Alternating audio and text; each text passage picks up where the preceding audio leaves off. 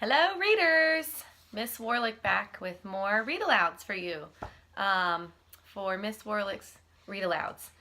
You know that feeling when you read a really good book and you want to read another one and another one and another one?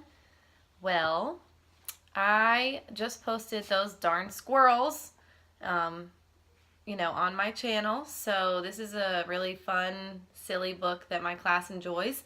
And I found those darn squirrels and the cat next door. So why not go ahead and read this one too, so that if you get done with this first one and you really love it and you want to read the next one, you can go ahead and watch the next video. So here we go. Those darn squirrels and the cat next door. Was that a cat? Oh, two cats. Oh my gosh. It's like I said, the cat next door, and they all just came out. Now, my class knows about my cats. That was Winnie, the gray one, and this is Ralph, who's being nosy and has his tail in the video. And he looks just like this cat next door. So I thought that this book was extra funny because my cat looks like him. So let's go ahead and get started reading. Those Darn Squirrels and the Cat Next Door by Adam Rubin.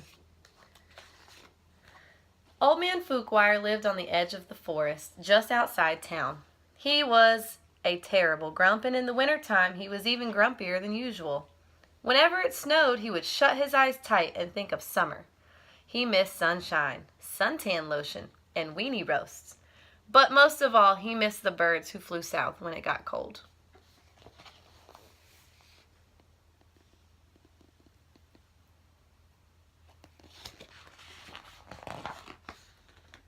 During the long, lonely winter months, the only critters left in Fookwire's backyard were squirrels. Now, not many people know this, but squirrels are the champions of the forest. They are craftier than beavers, smarter than foxes, and swifter than rabbits. They are also full of mischief. You know what mischief means? It means trouble. When it got too cold outside, the squirrels would drop in through Fookwire's mail slot and visit him at home. They'd warm themselves by the fire and finish the old man's crossword puzzles. When Fookwire woke up, he'd chase them out with a broom.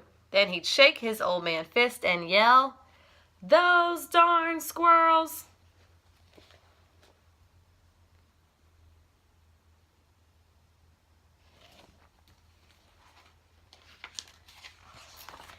Old Man Fookwire thought spring would never come, but eventually the forest bloomed and the birds returned from their winter vacation.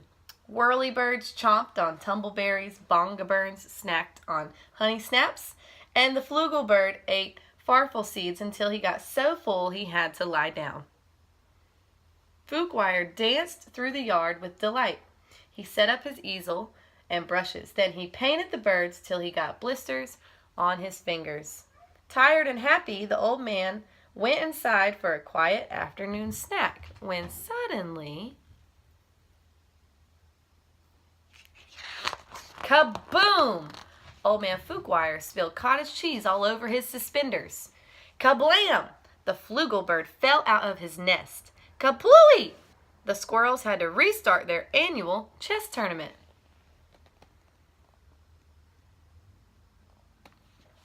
The noise was coming from the house across the stream. It was the sound of a small woman unloading enormous crates and moving in. Now remember, he lived on the outskirts of the forest. There wasn't anybody near him. And he probably liked it that way. Fookwire's new neighbor was little old Lady Hugh, the town baker. The only thing sweeter than the pies Hugh baked was the little old lady herself. Everyone in town loved her, but no one could stand her cat muffins. He was a real jerk. So here is our new character. The old lady next door, the baker, and her cat. Hugh didn't see things that way. She thought Muffins was a cuddly honey bunny. But after the infamous poodle incident, She decided to move to the forest so that her cat could make some new friends. Look at his face. He looks so mischievous. Like a troublemaker, doesn't he? After unpacking her crates, little old lady Hugh baked a tumbleberry pie. Then she and Muffins went to say hello to their new neighbor. Who do you think their new neighbor is? Old Man Fookwire. Fookwire despised conversation, so he hid behind the drapes. These are his drapes in the window. The squirrels were scared of the cat, so they hid inside the drain pipes. The birds weren't sure why everyone was hiding, but they stuffed themselves down the chimney just to be safe.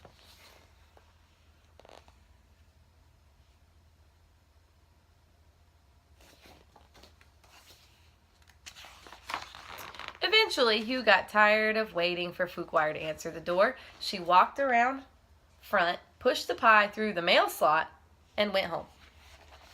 That pie looks yummy. Normally, Old Man Fookwire hated pie, but this one smelled delicious. He took a deep whiff and closed his eyes. When he opened them, the squirrels were licking the plate clean. Those darn squirrels.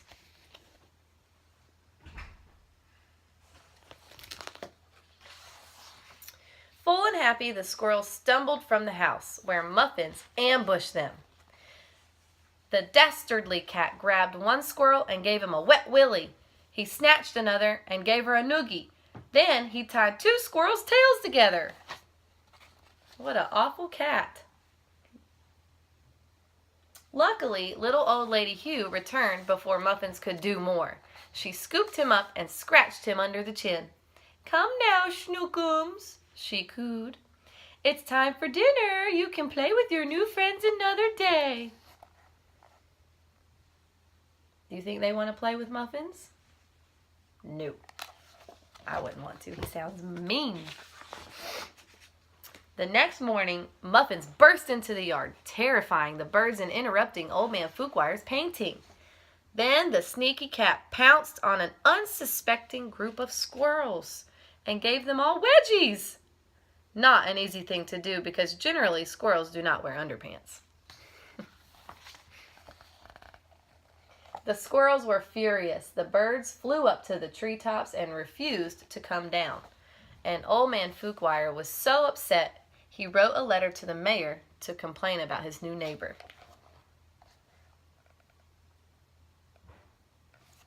He does not look very happy in that picture. That night, the squirrels held a meeting to figure out what to do about the cat next door. They ate cheese puffs and drank ginger ale to help them think. Finally, they had it, the perfect plan.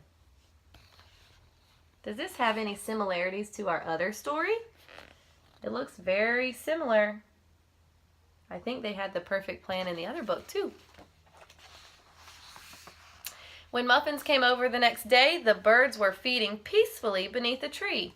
A wicked smile came over the cat's fluffy face. He wriggled his haunches and launched himself through the air.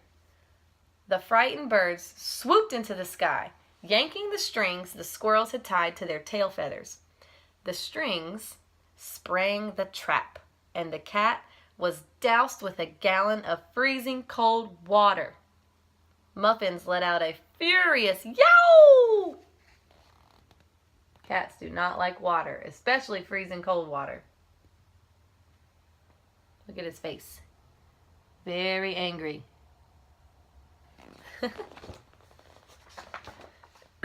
Old Man Fookwire ran outside when he heard the terrible noise. "Great googly moogly," he exclaimed. "That pathetic wretch is no bigger than a squirrel." It was true. Underneath all his fluff and fuzz, Muffins was nothing but a skinny malink. He lowered his head in embarrassment and sloshed his way home as fast as he could. Everyone thought he was a big tough guy, and look at him. The squirrels' plan had worked perfectly.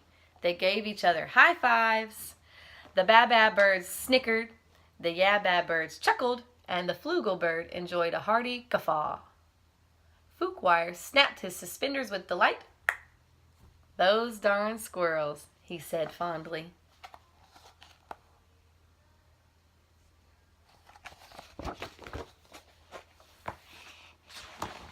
Old Man Fookwire never warmed up to his new neighbors. He was a grump, after all. But little old Lady Hugh became quite good chums with the birds and squirrels. Each Saturday, when the bakery closed, she brought all the unsold cakes and pies and cookies home. She set them out on her picnic table, and everyone gathered for a delicious, fun-filled feast. Look at all that. I need a neighbor that works at a bakery. Maybe I don't. Everyone except the cat next door, who refused to leave the house ever again.